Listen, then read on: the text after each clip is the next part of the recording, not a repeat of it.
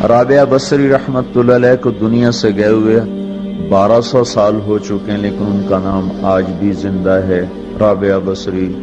گلگت کی عورتوں کو بھی پتہ ہے رابعہ بصری کوئی بڑی اعلیٰ درجے کی خاتون تھی، پنجاب کی عورت کو بھی پتہ ہے، عرب کی عجم کی عورتوں کو پتہ ہے رابعہ بصری نہ کوئی شہزادی تھی، نہ کوئی ملکہ تھی، نہ کوئی وہ خوبصورت تھی، نہ کوئی خاندانی تھی، بلکہ عورت ہونے کے لحاظ سے ہر عیب اس میں تھا۔ خاندان اچھا ہونا چاہیے تو وہ غلام تھیں، باندی تھی، شکل اچھی ہونی چاہیے تو وہ بدصورت تھیں، کالی تھی۔ پہ چلو شکل بے کیسی ہو، خاندان کیسا، اولاد کے قابل تو ہو، رابعہ بصری اولاد کے قابل بھی نہیں تھی، بانج اس کو کہتے ہیں، جو عورت اولاد کے قابل نہ ہو اس کو اردو میں بانج کہتے ہیں، عربی میں عقیم کہتے ہیں، آپ کی زبان میں بھی کچھ کہتے ہوں گے، ہیں شونی تھی۔ تو اب بتاؤ عورت ہونے کے لحاظ سے کوئی چیز ہے؟ شکل، پہلا تاثر شکل کالی، دوسرا تاثر خاندان غلام، تیسرا تاثر اولاد کے قابل نہیں، بانج ہے، شونی ہے۔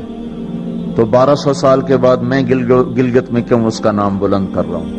میں نے کسی بادشاہ کی بیوی کا نام تو نہیں لیا، سکندر کی بیوی اور بنو امیہ اور بنو عباس کی ملکہ اور بیگمات، ان کے نام تو نہیں لیے، میں کہہ رہا ہوں رابعہ بصری۔ ان کی عادت یہ تھی، وہ روزانہ عشاء کی نماز کے بعد غسل کر کے کپڑے بدل کے اپنے خاوند سے پوچھتی آپ کو میری ضرورت ہے؟ اگر وہ کہتے کوئی نہیں ہے تو پھر پوچھتی مجھے اجازت ہے، وہ کہتے اجازت ہے تو پھر مصلی پہ کھڑی ہو جاتی اور فجر کی نماز تک مصلی پر کھڑی رہتی تھی۔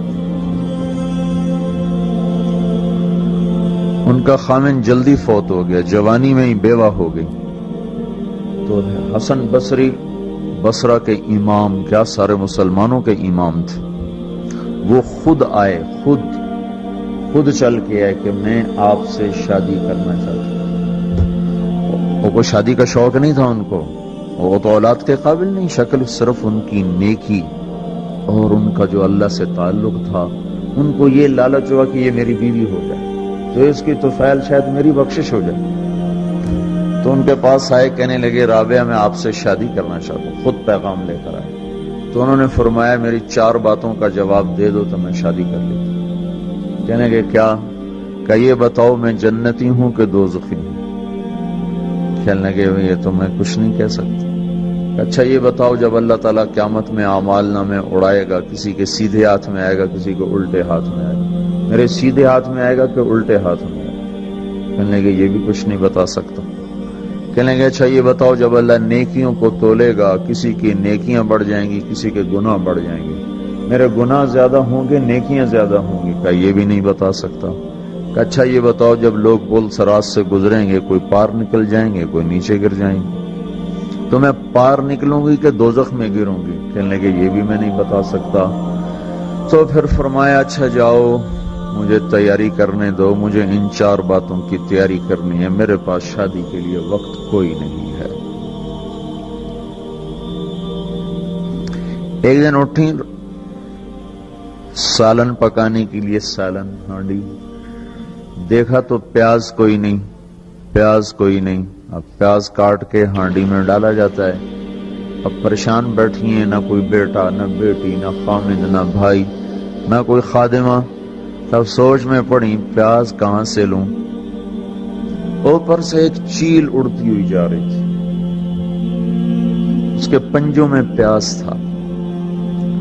جب وہ اوپر آئی ہے تو اس کے پنجے چھوٹے اور پیاز سیدھا رابعہ بصری کی گود میں آ کے گرا۔ جو ہم سے دوستی لگاتے ہیں ہم پرندوں کو ان کا خدمت گزار بنا دیتے ہیں، ہاں جو اللہ سے دوستی لگا لیتے ہیں اللہ دنیا ان کے لیے مسخر کر دیتا، اللہ دنیا ان کے پاؤں میں ڈال دیتا۔ تو جب ان کا انتقال ہوا، رات کو ان کا انتقال، تو اپنی خادمہ سے کہا بس 2-4 آدمی بلا کے مجھے جلدی سے دفن کر دو، کسی کو نہ بتاؤ، صبح لوگوں کو بتا دینا، اور مجھے کفن دینا میری اس چادر میں جس میں میں تہجد پڑھا کرتی تھی۔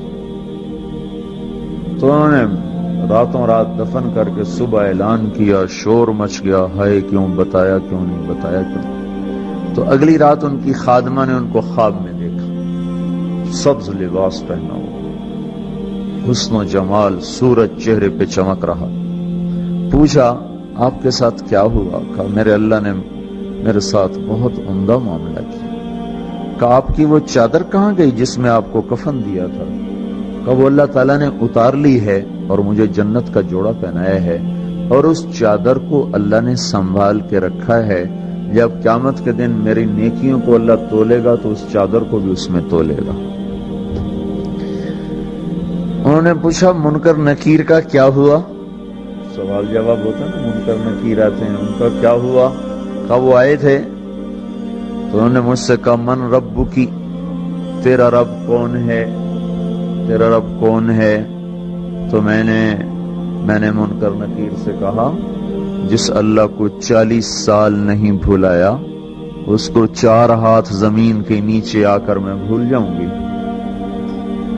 یہ نہیں کہا ربی اللہ ہے، بلکہ ان کو یوں کہا کہ جس رب کو 40 سال میں نہ بھلا سکی اس کو 4 ہاتھ زمین کے نیچے آ کر میں بھول جاؤں گی۔ تو منکر نکیر نے کہا اب اس کا آگے کیا حساب لینا، چلو بھائی واپس چلو، چلو بھائی واپس چلو۔ یہ بات آپ نے حضرت عمر سے فرمائی تھی، عمر وہ کیا دن ہوگا جب تو قبر میں ہوگا اور منکر نکیر آئیں گے زمین کو چیرتے ہوئے، اور ان کے ہاتھ میں ہتھوڑا ہوگا، ساری دنیا کے انسان جن اٹھانا چاہیں تو اٹھا نہیں سکیں گے، اور ان کی آواز میں بجلی کی کڑک ہوگی، اور وہ زمین کو چیرتے ہوئے آئیں گے، ان کے دانت لمبے ہوں گے، تو وہ آ کر تم سے سوال کریں گے من ربک ما دینک من نبیک۔ تو حضرت عمر کہنے لگے یا رسول اللہ میرے ہوش ٹھیک ہوں گے؟ جیسے میں اب بیٹھا ہوں میں ایسے ہوں گا؟ تو ہمارے نبی نے فرمایا ہاں تو ایسے ہی ہوگا جیسے تو اب بیٹھا ہوا ہے۔ تو کہنے لگے پھر میں اچھی طرح ان سے نمٹ لوں گا۔ تو جبریل آئے، کہنے لگے یا رسول اللہ ہم دیکھ رہے ہیں آگے کہ عمر کو جب قبر میں ڈالا جائے گا اور آ کر منکر نکیر ان سے سوال کریں کہ مر ربک، تو یہ کہیں گے ربی اللہ فمن ربکما، میرا رب تو اللہ ہے، تم بتاؤ تمہارا رب کون ہے؟ میرا دین تو اسلام ہے، تم بتاؤ تمہارا دین کیا ہے؟ تو وہ منکر نکیر کہیں گے عجیب بات ہے، ہم تمہارا حساب لینے آئے کہ تم